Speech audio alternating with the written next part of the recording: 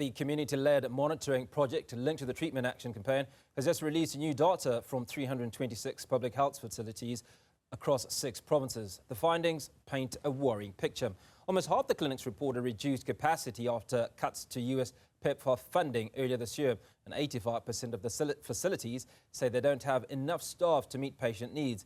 At some facilities, people now have to wait most of the day just to collect their HIV medication. To unpack what this means for frontline care, we're joined by Ritshidze project coordinator Ndivhuwo Rambau. Ndivhuwo, always good to speak to you. Appreciate your time. Now, these statistics that we are talking about are absolutely incredible. Just paint a picture of us of what's transpired, particularly since the withdrawal of PEPFAR funding. Okay, thank you, Hugo, and thank you for having Ritshidze and Tag on your show this morning. So between April and June 2025, as Ritshidze, now being a scaled-down Ritshidze, also being affected by the PEPFAR disruptions as well, we began monitoring to assess the state of our clinics based on the PEPFAR disruptions. We know that since then, there have been slight changes or drastic changes in some districts, honestly, in terms of how HIV management for people living with HIV is being handled. There have been high reports of extended waiting times within facilities, and this can be frustrating because at most people are just going in to collect their treatment and don't expect to spend a full day. But due to the different challenges that facilities are now facing in terms of having fewer staff members, having PEPFAR staff members being pulled out or working at a reduced capacity, this then exacerbates some of the waiting times and the overall experience for people living with HIV going to access services at the clinic. So from your understanding, did the South African government have a contingency plan for this, or were they just relying on PEPFAR funding? So, I mean, it's important to note that it's not all districts that were supported by PEPFAR funding in South Africa. There were specifically about 27 of those districts, and those are the districts that we continue to monitor. So we can say that, yes, it was a shock for almost everyone that, the funding is being pulled. But working together with government, we are monitoring to assess these challenges, coming up with solutions, and also just highlighting where the gaps are so that we don't fall behind in terms of achieving the 95-95-95 goals and also ending HIV and AIDS by 2030. Okay, so let's talk about what you've done in order to maintain the target on the 95-95 goals.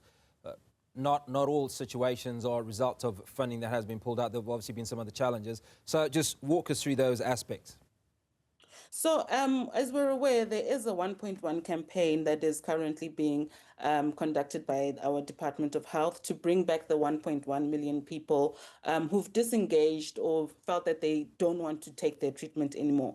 And usually when you stop taking treatment, there's usually determinants or challenges or barriers that make you to stop going to the facility. So things like long waiting times, for example, getting to the facility and not being treated well. We see this also amongst key populations who feel that when you're not welcomed based on your sexuality or the type of work you are doing specifically for sex workers. So this will then make people to disengage or not want to go to the facility. So it's important for us to fix these certain challenges that people see at the facilities to encourage people to come back to the facilities. So issues of waiting times, for example, issues of staff attitudes, offering people HIV tests in order for us to understand and know who we are treating and who we need to treat on time when they come in and maybe have a reactive test when they come into the facility. So it's important that we fix the public healthcare system so that we can bring back our people to care. And there are different mechanisms that we can do to eradicate some of these challenges within the facilities. The Department of Health keeps talking about multi-month dispensing and 6-month ARV refills. Your doctor says people are getting shorter refills and having to come back more often. So our data. Whose position are we going with here? So currently, we are seeing a majority of people receiving a 3-month supply of their ARVs. In instances where people are still clinically managed, people who are maybe not adhering to treatment properly or are poorly, you would expect them to be getting a 1-month supply. But for someone who's stable on their treatment, who has an undetectable viral load, we should see those people getting a 3-month supply or longer. Now, when we say a 3-month supply or longer, evidence has shown from other countries that giving people a 6-month supply of treatment also helps to ease congestions in facilities. This means that people who are living with HIV, who are stable on their treatment, who are not ill, who are not poorly, will not keep coming to the facility to just come to collect their treatment. It leaves a lot of leeway or space for healthcare professionals to actually deal with people who are coming in who are really, really sick. So giving people a longer supply of treatment means that you are basically decongesting your facilities. Yes, the department is currently running out 6 MMD at the moment, but we, as the Treatment Action Campaign, as Ritshidze, feel that it's a bit slow in its implementation and would like that towards the end of the second phase of the 6 MMD implementation, that most of people living with HIV be on a 6-month supply so that we can get people out of the facilities. You just come in once a year to do your bloods, get your treatment once again, and then we can see maybe the facilities being eased. We can see the overworked healthcare professionals being able to see people who are naturally sick, but not just coming in to collect a chronic treatment when you are a stable person on your meds. Ndivhuwo, let's focus a little bit on Mangaung, which is highlighted as a red flag. Long queues, files in chaos, staffing in crisis, and you're calling it a warning. What exactly are you warning the Minister of Health about? So I think it's important just to give a context around Mangaung. Mangaung was never a PEPFAR supported district. It's a district that we decided to start monitoring when we went back into monitoring for this second leg of monitoring.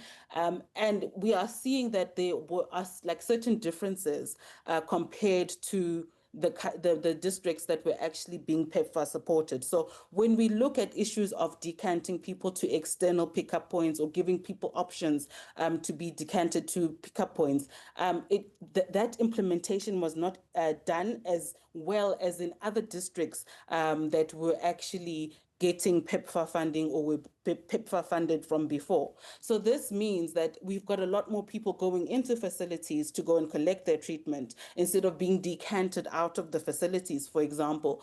The filing systems in Mangaung are also quite dire. About 80% of filing systems were seen to be in a bad state. And that also then adds on to waiting times, because you have to first wait in order for the clinician to be able to see your history, to be able to see what has been going on with you. And if that takes a longer time, it means that either lines get cut and you're asked to come back the following day, adding on to more people who would be coming to the facility for services as well.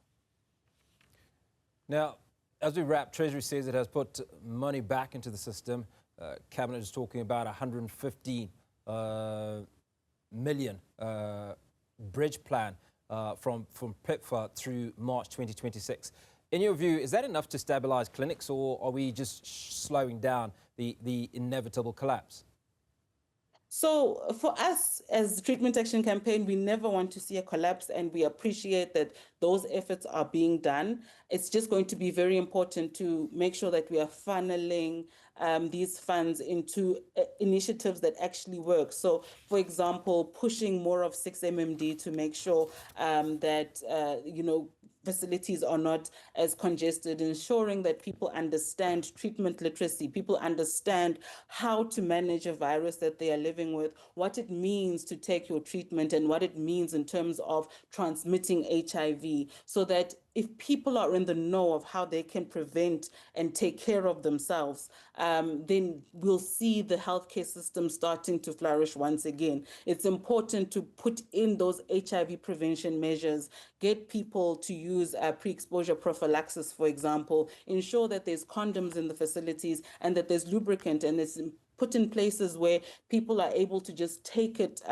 in a space where they don't feel that they'll be judged. And moreover, having healthcare professionals who are not overworked, who are not exhausted and burnt out, because let's face it, healthcare professionals are also human beings. If I, as Ndivhuwo, can say that I have got end of year fatigue, what of a healthcare professional who has to deal with a catchment area that has maybe doubled in size across the past 10 years. So we need to just put those measures in place to ensure that facilities are becoming safe spaces for everyone who uses them. This also includes expanding centers of excellence so that we can also have policy reform in terms of, trans gender affirming care, to ensure that trans people can be able to access hormone therapy, for example, to be able to access HIV prevention therapies and so on. And also looking into people who use drugs, who struggle to get harm reduction services,